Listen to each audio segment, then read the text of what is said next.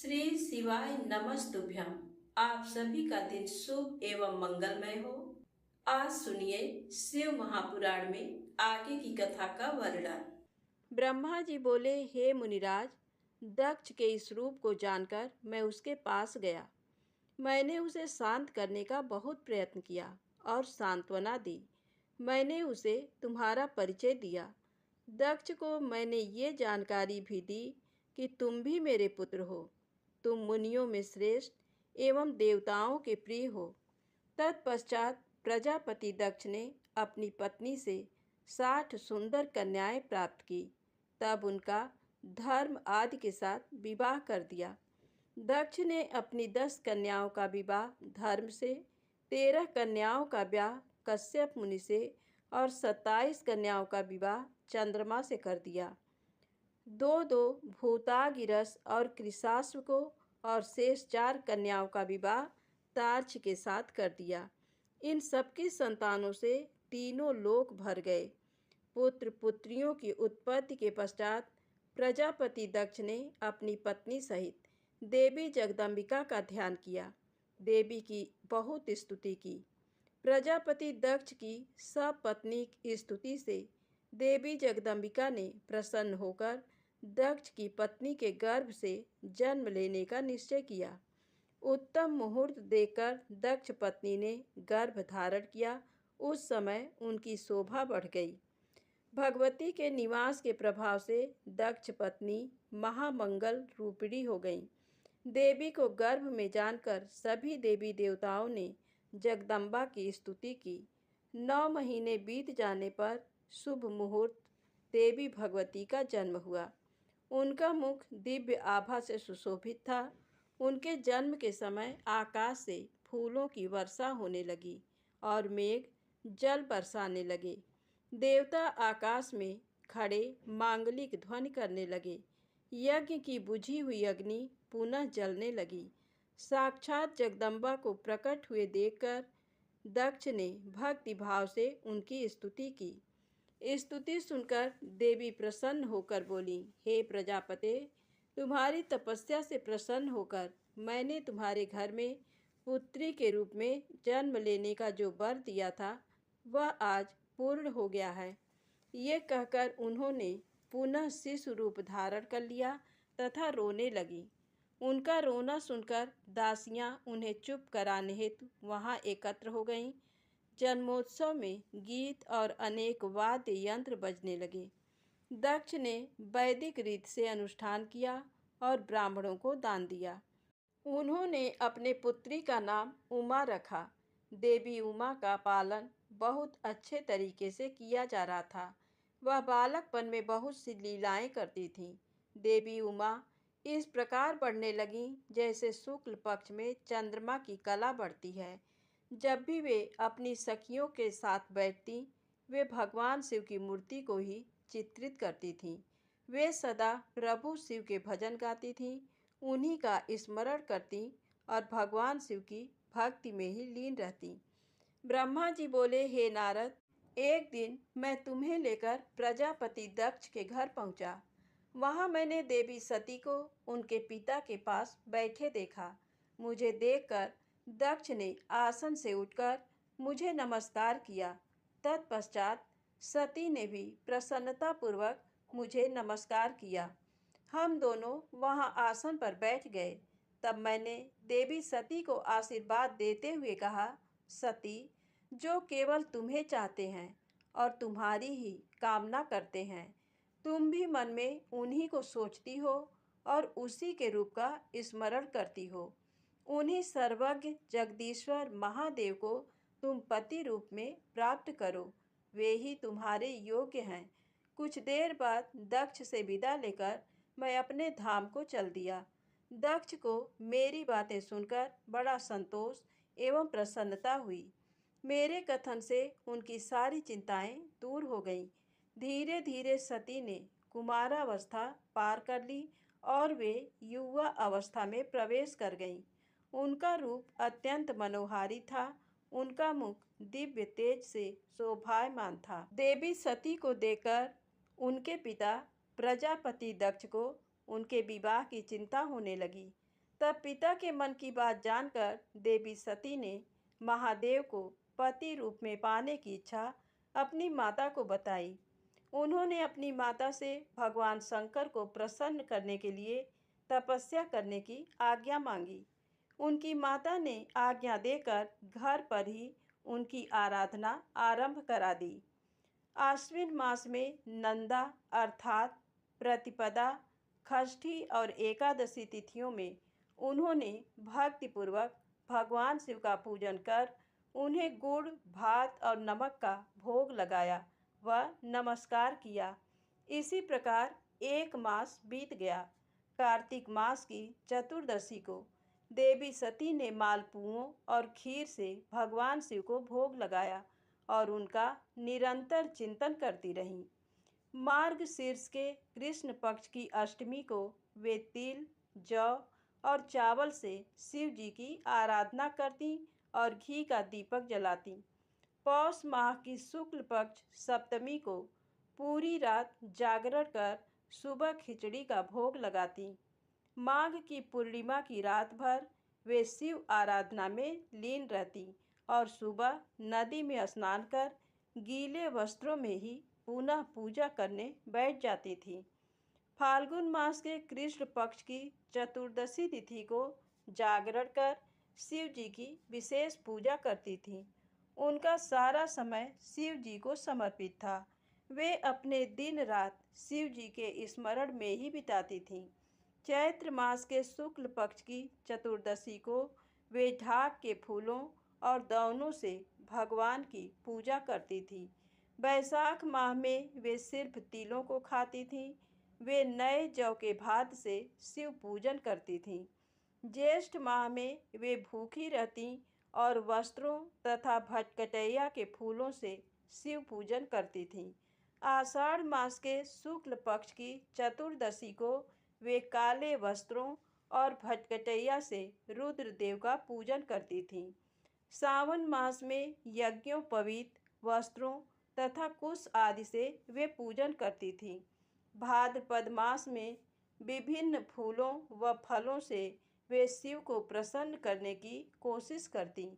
वे सिर्फ जल ही ग्रहण करती थीं। देवी सती हर समय भगवान शिव की आराधना में ही लीन रहती थी। इस प्रकार उन्होंने दृढ़तापूर्वक नंदा व्रत को पूरा किया। व्रत पूरा करने के पश्चात वे शिव जी का ध्यान करने लगीं। वे निश्चित आसन में स्थित हो निरंतर शिव आराधना करती रहीं। हे नारद, देवी सती की इस अनन्य भक्ति और तपस्या को अपनी आँखों से देखने मैं, विष्णु तथा अन्य सभी देवी देवता और ऋषि मुनि वहाँ गए। वहाँ सभी ने देवी सती को भक्तिपूर्वक नमस्कार किया और उनके सामने मस्तक झुकाए। सभी देवी देवताओं ने उनकी तपस्या को सराहा। तब सभी देवी देवता और ऋषि मुनि मेरे और विष्णु सहित कैलाश पर्वत पर पहुँचे। वहाँ भगवान शिव ध्यान मग्न थे। हमने उनके निकट जाकर दोनों हाथ जोड़कर उन्हें प्रणाम किया तथा उनकी स्तुति आरंभ कर दी। हमने कहा, प्रभो, आप परम शक्तिशाली हैं। आप ही सत्व, रज और तप आदि शक्तियों के स्वामी हैं। वेद त्रयी, लोक त्रयी आपका स्वरूप है। आप अपनी शरण में आए भक्तों की सदैव रक्षा करते हैं। आप सदैव भक्तों का उद्धार करते हैं। हे महादेव, हे महेश्वर, हम आपको नमस्कार करते हैं। आपकी महिमा जान पाना कठिन ही नहीं, असंभव है। हम आपके सामने अपना मस्तक झुकाते हैं। ब्रह्मा जी बोले, नारद, इस प्रकार भगवान शिव शंकर की स्तुति करके सभी देवता मस्तक झुकाकर शिव जी के सामने चुपचाप खड़े हो गए। ब्रह्मा जी बोले, श्री विष्णु जी सहित सभी देवी देवताओं और ऋषि मुनियों द्वारा की गई स्तुति सुनकर सृष्टिकर्ता शिव जी ने प्रसन्नतापूर्वक हम सबके आगमन का कारण पूछा। रुद्रदेव बोले, हे हरे, हे देवताओं और महर्षियों, मुझे अपने कैलाश पर आगमन के विषय में बताइए। आप लोग यहाँ किस लिए आए हैं और आपको कौन सा कार्य है, कृपया मुझे बताइए। मुने, महादेव जी के इस प्रकार पूछने पर भगवान विष्णु की आज्ञा से मैंने इस प्रकार निवेदन किया। मैं बोला, हे देवाधिदेव महादेव, करुणा सागर, हम सब यहाँ आपकी सहायता मांगने के लिए आए हैं। भगवान, हम तीन होते हुए भी एक हैं। सृष्टि के चक्र को नियमित तथा सुचारू रूप से चलाने के लिए हम एक दूसरे के सहयोगी की तरह कार्य करते हैं। हम एक दूसरे के सहायक हैं। हम तीनों के परस्पर सहयोग के फलस्वरूप ही जगत के सभी कार्य संपन्न होते हैं। महेश्वर, कुछ असुरों का वध आपके द्वारा, कुछ असुरों का वध मेरे द्वारा तथा कुछ असुरों का वध श्री हरि द्वारा निश्चित है। हे प्रभु, कुछ असुर आपके वीर्य द्वारा उत्पन्न पुत्र के द्वारा नष्ट होंगे। हे भगवान, आप घोर असुरों का विनाश कर जगत को स्वास्थ्य व अभय प्रदान करते हैं। हे प्रभु, सृष्टि की रचना, पालन और संहार, ये तीनों ही हमारे कार्य हैं। यदि हम अपने कार्य सही तरह से नहीं करें तो हमारे अलग अलग शरीर धारण करने का कोई उद्देश्य ही नहीं रहेगा। हे देव, एक ही परमात्मा महेश्वर तीन स्वरूपों में अभिव्यक्त हुए हैं। वास्तव में शिव स्वतंत्र हैं। वे लीला के उद्देश्य से सृष्टि का कार्य करते हैं। भगवान विष्णु उनके बाएं अंग से प्रकट हुए हैं और मैं उनके दाएं अंग से प्रकट हुआ हूँ। रुद्रदेव उनके हृदय से प्रकट हुए हैं, इसलिए वे ही भगवान शिव का पूर्ण रूप हैं। उनकी आज्ञा के अनुसार मैं सृष्टि की रचना और विष्णु जी जगत का पालन करते हैं। हम अपना कार्य करते हुए विवाह कर सपत्नीक हो गए हैं, अतः आप भी विश्व हित के लिए परम सुंदरी को पत्नी के रूप में ग्रहण करें। हे महेश्वर, पूर्व काल में आपने शिव रूप में हमें एक बात कही थी। आपने कहा था, मेरा एक अवतार तुम्हारे ललाट से होगा, जिसे रुद्र नाम से जाना जाएगा।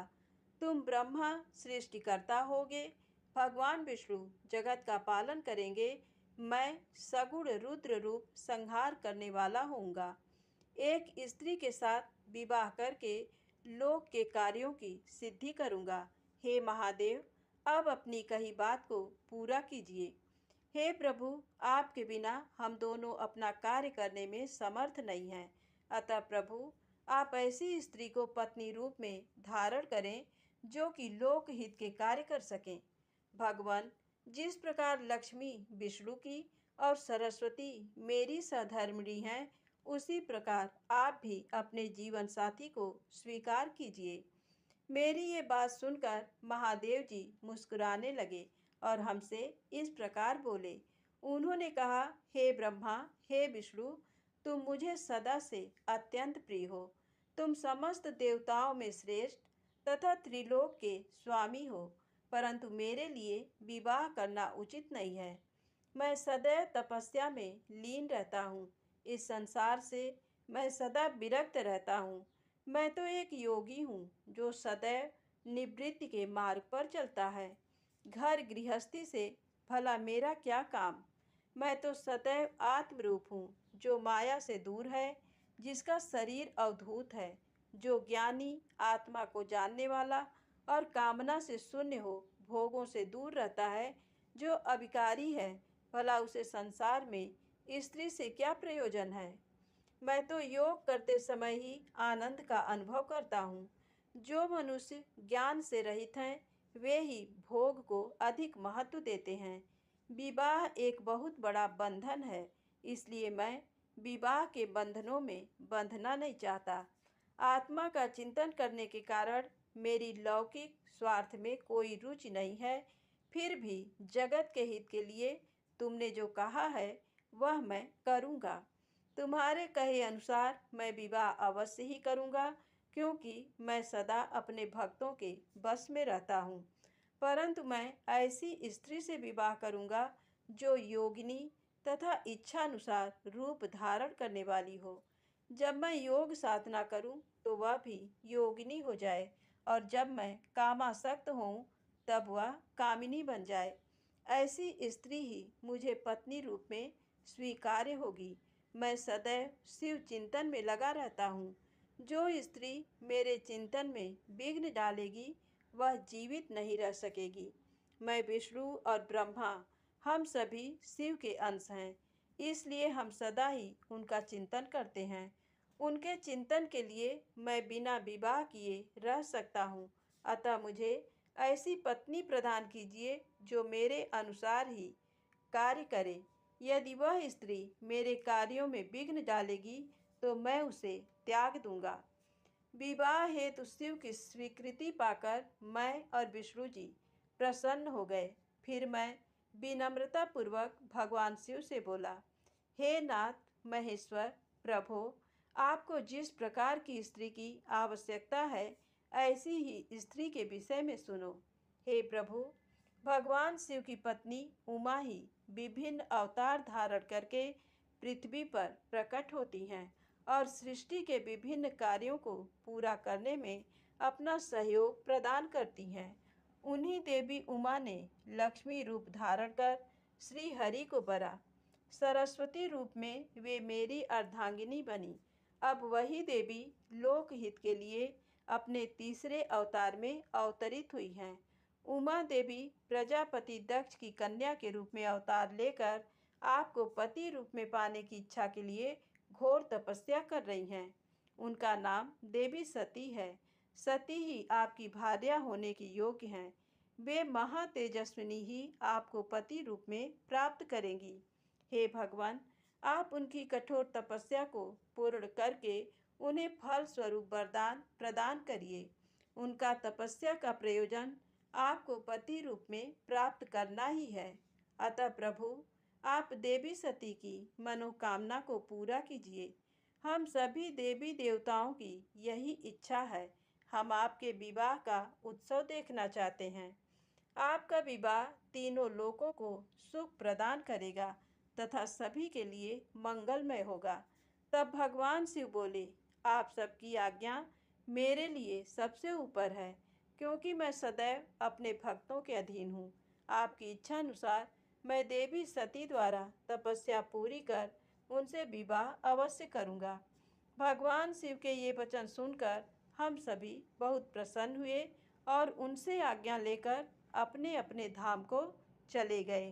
ब्रह्मा जी कहते हैं, हे नारद, सती ने आश्विन मास के शुक्ल पक्ष की अष्टमी को उपवास किया। नंदा व्रत के पूर्ण होने पर जब वे भगवान शिव के ध्यान में मग्न थीं तो भगवान शिव ने उन्हें प्रत्यक्ष दर्शन दिए। भगवान शिव का रूप अत्यंत मनोहारी था। उनके 5 मुख थे और प्रत्येक मुख में 3 नेत्र थे। मस्तक पर चंद्रमा शोभित था। उनके कंठ में नील चिन्ह था। उनके हाथ में त्रिशूल, ब्रह्म कपाल, बर तथा अभय था। उन्होंने पूरे शरीर पर भस्म लगा रखी थी। गंगा जी उनके मस्तक की शोभा बढ़ा रही थी। उनका मुख करोड़ों चंद्रमाओं के समान प्रकाशमान था। सती ने उन्हें प्रत्यक्ष रूप में अपने सामने पाकर उनके चरणों की वंदना की। उस समय लज्जा और शर्म के कारण उनका सिर नीचे की ओर झुका हुआ था। तपस्या का फल प्रदान करने के लिए शिव जी बोले, उत्तम व्रत का पालन करने वाली हे दक्ष नंदिनी, मैं तुम्हारी तपस्या से बहुत प्रसन्न हूँ, इसलिए तुम्हारी मनोकामना को पूरा करने के लिए स्वयं यहाँ प्रकट हुआ हूँ। अतः तुम्हारे मन में जो भी इच्छा है, तुम्हारी जो भी कामना है, जिसके वशीभूत होकर तुमने इतनी घोर तपस्या की है, वह मुझे बताओ, मैं उसे अवश्य ही पूर्ण करूँगा। ब्रह्मा जी कहते हैं, हे मुनि, जगदीश्वर महादेव जी ने सती के मनोभाव को समझ लिया था। फिर भी वे सती से बोले कि देवी वर मांगो। देवी सती शर्म से सिर झुकाई थी। वे चाह कर भी कुछ नहीं कह पा रही थी। भगवान शिव के वचन सुनकर सती प्रेम में मग्न हो गई थी। शिव जी बार बार सती से वर मांगने के लिए कह रहे थे। तब देवी सती ने महादेव जी से कहा, हे वर देने वाले प्रभु, मुझे मेरी इच्छा के अनुसार ही वर दीजिए। इतना कहकर देवी चुप हो गई। जब भगवान शिव ने देखा कि देवी सती लज्जावश कुछ कह नहीं पा रही हैं, तो वे स्वयं उनसे बोले, हे देवी, तुम मेरी अर्धांगिनी बनो। ये सुनकर सती अत्यंत प्रसन्न हुई, क्योंकि उन्हें अपने मनोवांछित फल की प्राप्ति हुई थी। वे अपने हाथ जोड़कर और मस्तक को झुकाकर भक्त वत्सल शिव के चरणों की वंदना करने लगीं। सती बोली, हे देवाधिदेव महादेव प्रभो, आप मेरे पिता को कहकर वैवाहिक विधि से मेरा पाणी ग्रहण करें। ब्रह्मा जी बोले, नारद, सती की बात सुनकर शिव जी ने उन्हें ये आश्वासन दिया कि ऐसा ही होगा। तब देवी सती ने भगवान शिव को हर्ष एवं मोह से देखा और उनसे आज्ञा लेकर अपने पिता के घर चली गईं। भगवान शिव कैलाश पर लौट गए और देवी सती का स्मरण करते हुए उन्होंने मेरा चिंतन किया। शिव जी के स्मरण करने पर मैं तुरंत कैलाश की ओर चल दिया। मुझे देखकर भगवान शिव बोले, ब्राह्मण, दक्ष कन्या सती ने बड़ी भक्ति से मेरी आराधना की है। उनके नंदा व्रत के प्रभाव से और आप सब देवताओं की इच्छाओं का सम्मान करते हुए मैंने देवी सती को उनका मनोवांछित वर प्रदान कर दिया है। देवी ने मुझसे ये वर मांगा कि मैं उनका पति हो जाऊं। उनके वर के अनुसार मैंने सती को अपनी पत्नी के रूप में प्राप्त करने का वर दे दिया है। वर प्राप्त कर वे बड़ी प्रसन्न हुई तथा उन्होंने मुझसे प्रार्थना की कि मैं उनके पिता प्रजापति दक्ष के समक्ष देवी सती से विवाह करने का प्रस्ताव रखूं और पाणी ग्रहण कर उनका वरण करूं। उनके विनम्र अनुरोध को मैंने स्वीकार कर लिया है, इसलिए मैंने आपको यहाँ बुलाया है कि आप प्रजापति दक्ष के घर जाकर उनसे देवी सती का कन्यादान मुझसे करने का अनुरोध करें। भगवान शिव की आज्ञा से मैं बहुत प्रसन्न हुआ और मैंने उनसे कहा, भगवान, मैं धन्य हो गया जो आपने हम सभी देवी देवताओं के अनुरोध को स्वीकार कर देवी सती को अपनी पत्नी बनाना स्वीकार करने और इस कार्य को पूरा करने के लिए मुझे चुना। मैं आपकी आज्ञानुसार अभी प्रजापति दक्ष के घर जाता हूँ तथा उन्हें आपका संदेश सुनाकर देवी सती का हाथ आपके लिए मांगता हूँ। ये कहकर मैं वेगशाली रथ से दक्ष के घर की ओर चल दिया। नारद जी ने पूछा, हे पितामह, पहले आप मुझे ये बताइए कि देवी सती के घर लौटने पर क्या हुआ? दक्ष ने उनसे क्या कहा और क्या किया? ब्रह्मा जी नारद जी के प्रश्न का उत्तर देते हुए बोले, जब देवी सती तपस्या पूर्ण होने पर अपनी इच्छा के अनुरूप भगवान शिव से वर पाकर अपने घर लौटी तो उन्होंने श्रद्धापूर्वक अपने माता पिता को प्रणाम किया। उन्होंने अपनी सहेली द्वारा अपने माता पिता को ये सूचना दी कि उन्हें भगवान शिव से वरदान की प्राप्ति हो गई है। वे सती की तपस्या से बहुत प्रसन्न हुए हैं और उन्हें अपनी पत्नी के रूप में प्राप्त करना चाहते हैं। ये सुनकर प्रजापति दक्ष और उनकी पत्नी बहुत प्रसन्न हुए। उन्होंने आनंदित होकर बड़े उत्सव का आयोजन किया। उन्होंने ब्राह्मणों को भोजन कराया और उन्हें दक्षिणा दी। उन्होंने गरीबों और दीनों को दान दिया।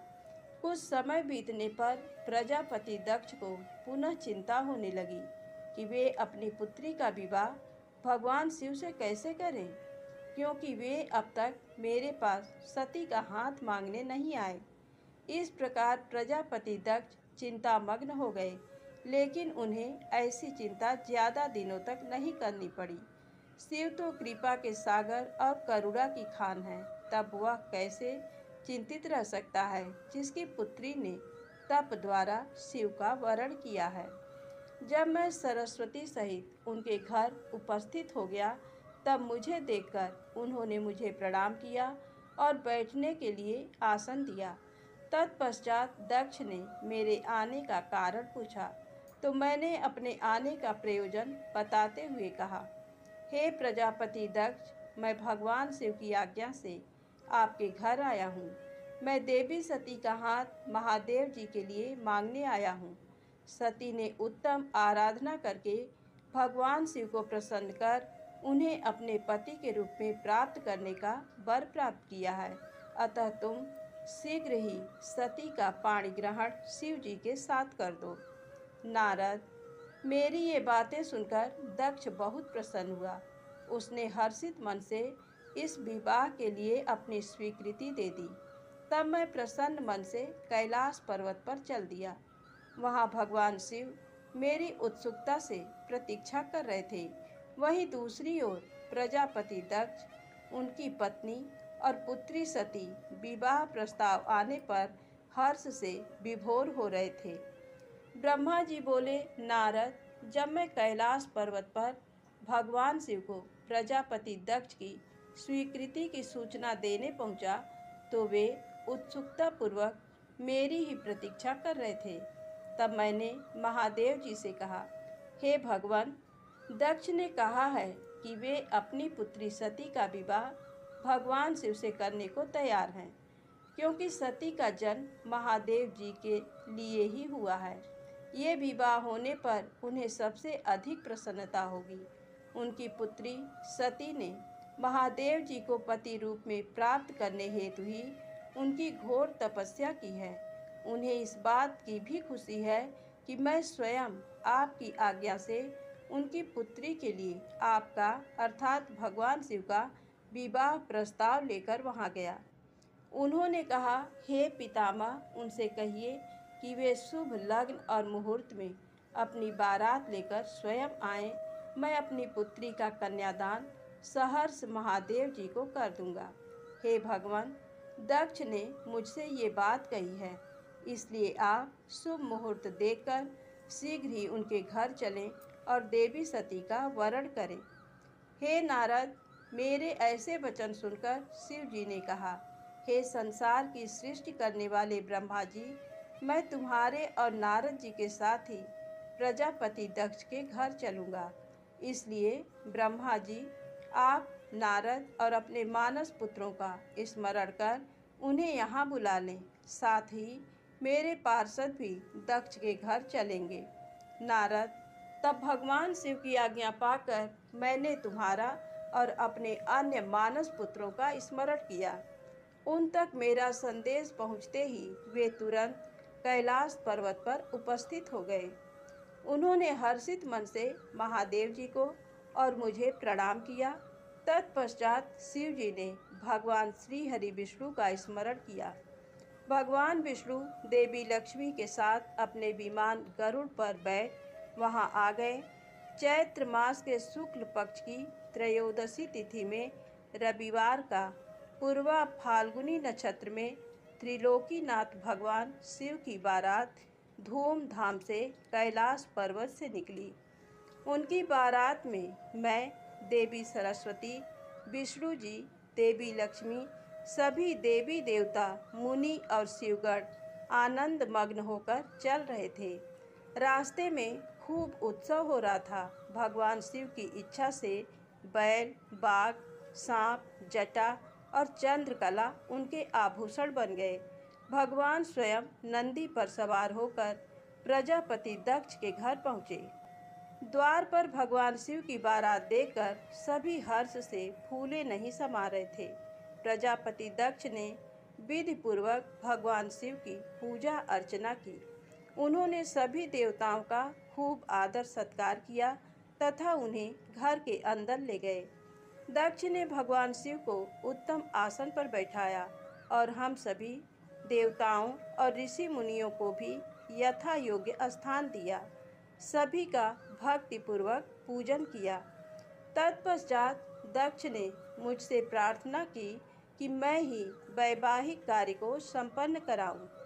मैंने दक्ष की प्रार्थना को स्वीकार किया और वैवाहिक कार्य कराने लगा। शुभ लग्न और शुभ मुहूर्त देखकर प्रजापति दक्ष ने अपनी पुत्री सती का हाथ भगवान शिव के हाथों में सौंप दिया और विधि विधान से पाणी ग्रहण संस्कार संपन्न कराया। उस समय वहाँ बहुत बड़ा उत्सव हुआ और नाच गाना भी हुआ। सभी आनंद मग्न थे। हम सभी देवी देवताओं ने भगवान शिव और देवी सती की बहुत स्तुति की और उन्हें भक्तिपूर्वक प्रणाम किया। भगवान शिव और सती का विवाह हो जाने पर उनके माता पिता बहुत प्रसन्न हुए और महादेव जी को अपनी कन्या का दान कर प्रजापति दक्ष कृतार्थ हो गए। महेश्वर का विवाह होने का पूरा संसार मंगल उत्सव मनाने लगा। ब्रह्मा जी कहते हैं, नारद, कन्यादान करके दक्ष ने भगवान शिव को अनेक उपहार प्रदान किए। उन्होंने सभी ब्राह्मणों को भी दान दक्षिणा दी। तत्पश्चात भगवान विष्णु अपनी पत्नी लक्ष्मी जी सहित भगवान शिव के समक्ष हाथ जोड़कर खड़े हो उनकी आराधना करने लगे। वे बोले, हे दया सागर महादेव जी, आप संपूर्ण जगत के पिता हैं और देवी सती सबकी माता हैं। भगवान, आप दोनों ही अपने भक्तों की रक्षा के लिए और दुष्टों का नाश करने के लिए अनेक अवतार धारण करते हैं। इस प्रकार उन्होंने शिव सती की बहुत स्तुति की। नारद, मैं उनके पास आकर विधि के अनुसार फेरे कराने लगा। ब्राह्मणों की आज्ञा और मेरे सहयोग से सती और भगवान शिव ने विधि पूर्वक अग्नि के फेरे लिए। उस समय वहाँ बहुत अद्भुत उत्सव किया जा रहा था। वहाँ विभिन्न प्रकार के बाजे और शहनाइयाँ बज रही थीं। स्त्रियाँ मंगल गीत गा रही थीं और खुशी से सभी नृत्य कर रहे थे। तत्पश्चात भगवान विष्णु बोले, सदाशिव, आप संपूर्ण प्रकृति के रचयिता हैं। आपका स्वरूप ज्योतिर्मय है। ब्रह्मा जी, मैं और रुद्रदेव आपके ही रूप हैं। हम सभी सृष्टि की रचना, पालन और संहार करते हैं। हे प्रभु, हम सब आपका ही अंश हैं। प्रभु, आप आकाश के समान सर्वव्यापी और ज्योतिर्मय हैं। जिस प्रकार हाथ, कान, नाक, मुंह, सिर आदि शरीर के विभिन्न रूप हैं, उसी प्रकार हम सब भी आपके शरीर के ही अंग हैं। आप निर्गुण निराकार हैं। समस्त दिशाएं आपकी मंगल कथा कहती है। सभी देवी देवता और ऋषि मुनि आपके ही चरणों की वंदना करते हैं। आपकी महिमा का वर्णन करने में मैं असमर्थ हूँ। भगवान, यदि हम सबसे कुछ गलती हो गई हो तो कृपया उसे क्षमा करें और प्रसन्न हो। ब्रह्मा जी बोले, इस प्रकार श्री हरि ने भगवान शिव की बहुत स्तुति की। उनकी स्तुति सुनकर भगवान शिव बहुत प्रसन्न हुए। विवाह की सभी रीतियों के पूर्ण होने पर हम सभी ने महादेव जी एवं देवी सती को बधाइयाँ दी तथा उनसे प्रार्थना की कि वे अपनी कृपा दृष्टि सदैव सभी पर बनाए रखें, वे जगत का कल्याण करें। तत्पश्चात भगवान शिव ने मुझसे कहा, हे ब्राह्मण, आपने मेरा वैवाहिक कार्य संपन्न कराया है, अतः आप ही मेरे आचार्य हैं। आचार्य को कार्य सिद्धि के लिए दक्षिणा अवश्य दी जाती है, इसलिए आप मुझे बताइए कि मैं दक्षिणा में आपको क्या दूं। महाभाग, आप जो भी मांगेंगे मैं उसे अवश्य ही दूंगा। मुने, भगवान शिव के इस प्रकार के वचन सुनकर मैं हाथ जोड़कर उनके सामने खड़ा हो गया। मैंने उन्हें प्रणाम करके कहा, हे देवेश, यदि आप मुझे अपना आचार्य मानकर कोई वर देना चाहते हैं तो मैं आपसे ये वर मांगता हूँ कि आप सदा इसी रूप में, इसी वेदी पर विराजमान रहकर अपने भक्तों को दर्शन दें। इस स्थान पर आपके दर्शन करने से सभी पापियों के पाप धुल जाएं। आपके यहाँ विराजमान होने से मुझे आपका साथ प्राप्त हो जाएगा। मैं इसी वेदी के पास आश्रम बनाकर यहाँ निवास करूँगा और तपस्या करूँगा। हे प्रभु, मेरी यही इच्छा है। चैत्र मास के शुक्ल पक्ष की त्रयोदशी को पूर्वा फाल्गुनी नक्षत्र में रविवार के दिन जो भी मनुष्य भक्ति भाव से आपका दर्शन करे, उसके सभी पाप नष्ट हो जाएं, रोगी मनुष्य के सभी रोग दूर हो जाएं। इस दिन आपका दर्शन कर मनुष्य जिस इच्छा को आपके सामने व्यक्त करे, उसे आप तुरंत पूरा करें। हे प्रभु, आप इस दिन सभी को मनोवांछित वर प्रदान करें। भगवान, यही वरदान मैं आपसे मांगता हूँ। मेरी ये बात सुनकर भगवान शिव बहुत प्रसन्न हुए। वे बोले, हे ब्रह्मा, मैं आपकी इच्छा अवश्य ही पूरी करूँगा। तुम्हारे वर के अनुसार मैं देवी सती सहित इस वेदी पर विराजमान रहूँगा। ये कहकर भगवान शिव देवी सती के साथ मूर्ति रूप में प्रकट होकर वेदी के मध्य भाग में विराजमान हो गए। इस प्रकार मेरी इच्छा को पूरा कर जगत के हित के लिए प्रभु शिव वेदी पर अंश रूप में विराजमान हुए। ब्रह्मा जी बोले, हे महामुनि नारद, मुझे मेरा मनोवांछित वरदान देने के पश्चात भगवान शिव अपनी पत्नी देवी सती को साथ लेकर अपने निवास स्थान कैलाश पर्वत पर जाने के लिए तैयार हुए। तब अपनी बेटी सती व दामाद भगवान शिव को विदा करते समय प्रजापति दक्ष ने अपने हाथ जोड़कर और मस्तक झुकाकर महादेव जी की भक्ति पूर्वक स्तुति की। साथ ही श्री हरि सहित सभी देवी देवताओं और ऋषि मुनियों ने हर्ष से प्रभु का जय जयकार किया। भगवान शिव ने अपने ससुर प्रजापति दक्ष से आज्ञा लेकर अपनी पत्नी को अपनी सवारी नंदी पर बैठाया और स्वयं भी उस पर बैठकर कैलाश पर्वत की ओर चले गए। उस समय वृषभ पर बैठे भगवान शिव व सती की शोभा देखते ही बनती थी। उनका रूप मनोहारी था। सब मंत्रमुग्ध होकर उन दोनों को जाते हुए देख रहे थे। प्रजापति दक्ष और उनकी पत्नी अपनी बेटी व दामाद के अनोखे रूप पर मोहित हो उन्हें एकटक देख रहे थे। उनकी विदाई पर चारों ओर मंगल गीत गाए जा रहे थे। विभिन्न वाद्य यंत्र बज रहे थे। सभी बाराती शिव के कल्याण में उज्जवल यश का गान करते हुए उनके पीछे पीछे चलने लगे। भगवान शिव देवी सती के साथ अपने निवास कैलाश पर पहुँचे। सभी देवता सहित मैं और विष्णु जी भी कैलाश पर्वत पर पहुँचे। भगवान शिव ने उपस्थित सभी देवी देवताओं और ऋषि मुनियों का हृदय से धन्यवाद किया। भगवान शिव ने सभी को सम्मान पूर्वक विदा किया। तब सभी देवताओं ने उनकी स्तुति की और प्रसन्नता पूर्वक अपने अपने धाम को चले गए। तत्पश्चात भगवान शिव और देवी सती सुखपूर्वक अपने वैवाहिक जीवन का आनंद उठाने लगे। सूत जी कहते हैं, हे मुनियों, मैंने तुम्हें भगवान शिव के शुभ विवाह की पुण्य कथा सुनाई है। भगवान शिव का विवाह कब और किससे हुआ, वे विवाह के लिए कैसे तैयार हुए, इस प्रकार मैंने सभी प्रसंगों का वर्णन तुमसे किया है। विवाह के समय यज्ञ अथवा किसी भी शुभ कार्य के आरंभ में भगवान शिव का पूजन करने के पश्चात इस कथा को जो सुनता अथवा पढ़ता है उसका कार्य या वैवाहिक आयोजन बिना विघ्न और बाधाओं के पूरा होता है। इस कथा के श्रवण से सभी शुभ कार्य निर्विघ्न पूर्ण होते हैं।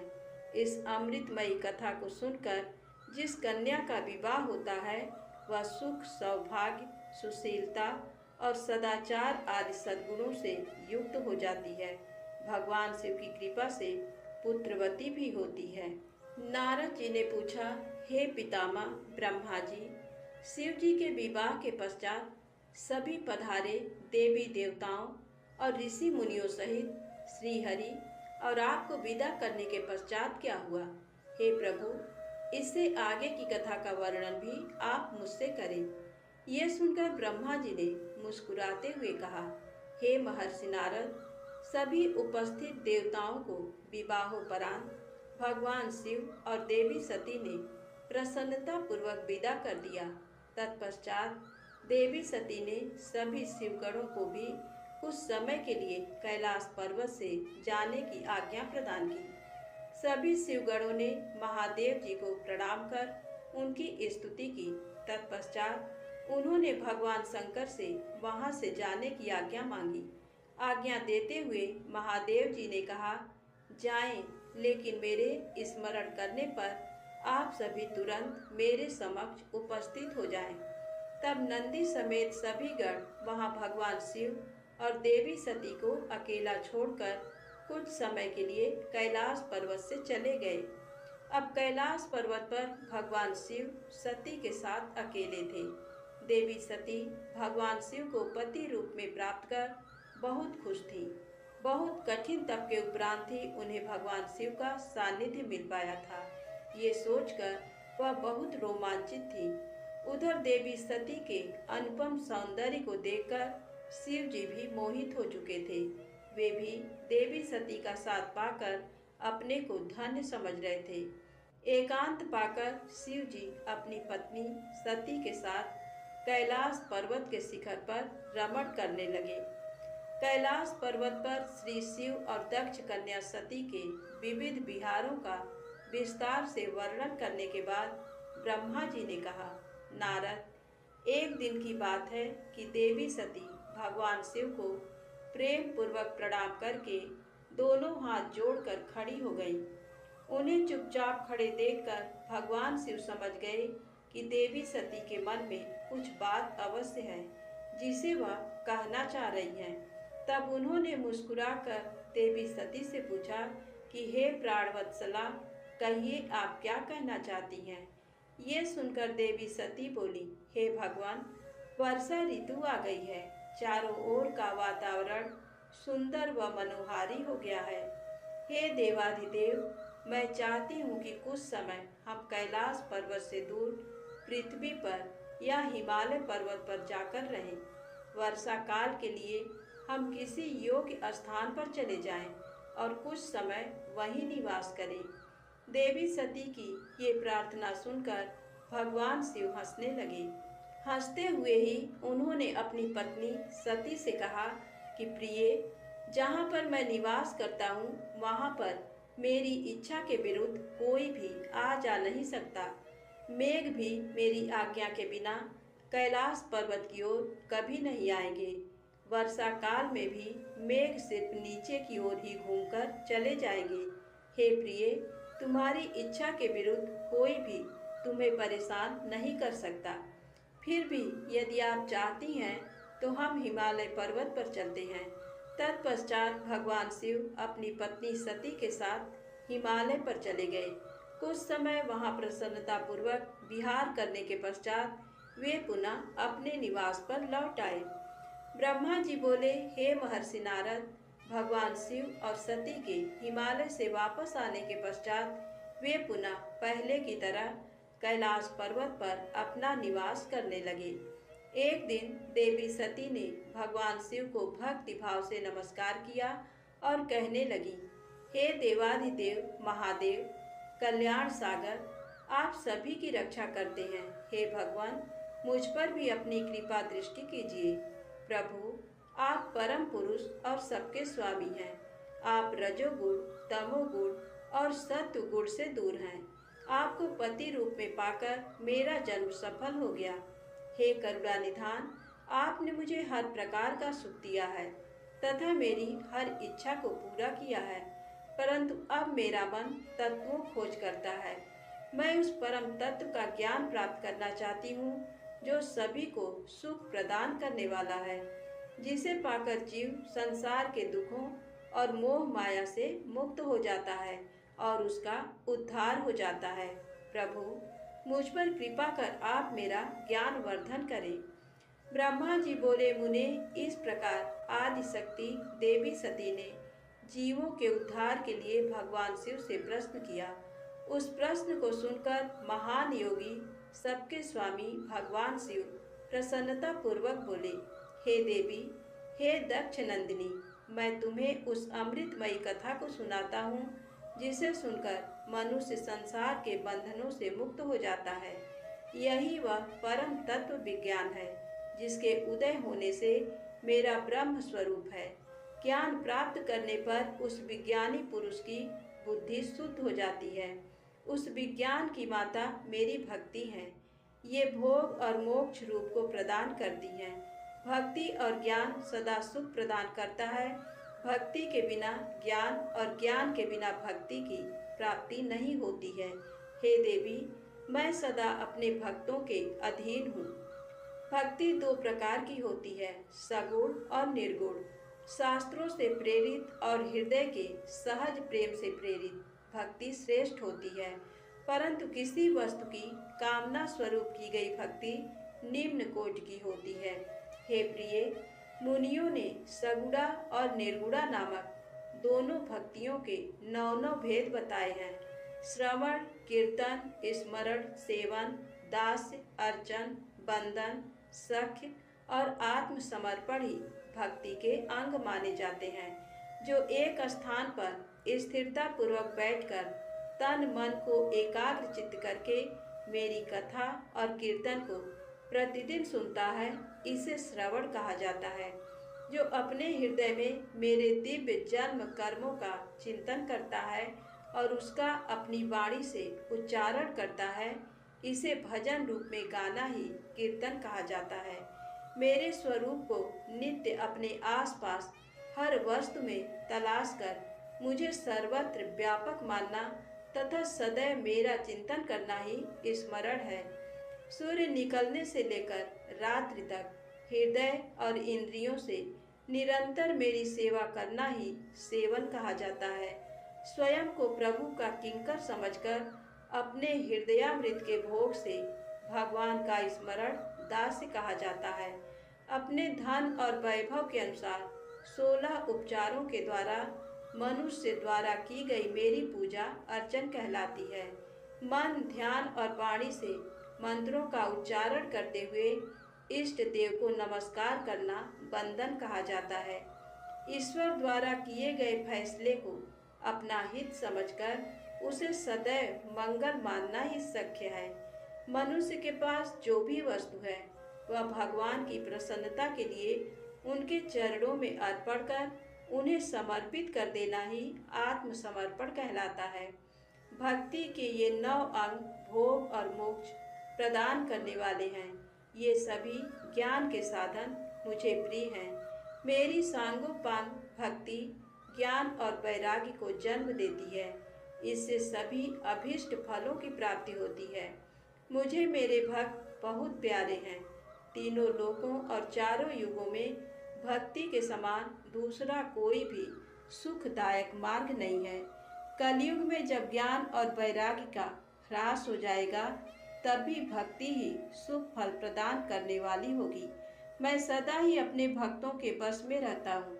मैं अपने भक्तों की विपरीत परिस्थिति में सदैव सहायता करता हूँ और उसके सभी कष्टों को दूर करता हूँ।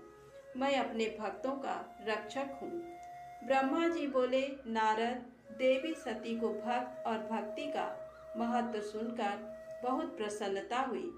उन्होंने भगवान शिव को प्रणाम किया और पुनः शास्त्रों के बारे में पूछा। वे ये जानना चाहती थी कि सभी जीवों का उद्धार करने वाला, उन्हें सुख प्रदान करने वाला, सभी साधनों का प्रतिपादक शास्त्र कौन सा है। वे ऐसे शास्त्र का महात्म सुनना चाहती थी। सती का प्रश्न सुनकर शिव जी ने प्रसन्नता पूर्वक सब शास्त्रों के विषय में देवी सती को बताया। महेश्वर ने 5 अंगों सहित तंत्र शास्त्र, यंत्र शास्त्र तथा सभी देवेश्वरों की महिमा का वर्णन किया। उन्होंने इतिहास की कथा भी सुनाई, पुत्र और स्त्री के धर्म की महिमा भी बताई, मनुष्यों को सुख प्रदान करने वाले वैद्यक शास्त्र तथा ज्योतिष शास्त्र का भी वर्णन किया। भगवान शिव ने भक्तों का महात्म और राजधर्म भी बताया। इसी प्रकार भगवान शिव ने सती को उनके पूछे सभी प्रश्नों का उत्तर देते हुए सभी कथाएं सुनाई। आज की कथा यहीं समाप्त होती है।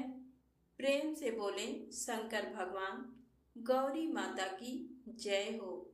दोस्तों, यदि आपको ये कथाएं अच्छी लगे तो प्लीज लाइक अवश्य करें, चैनल को सब्सक्राइब करें।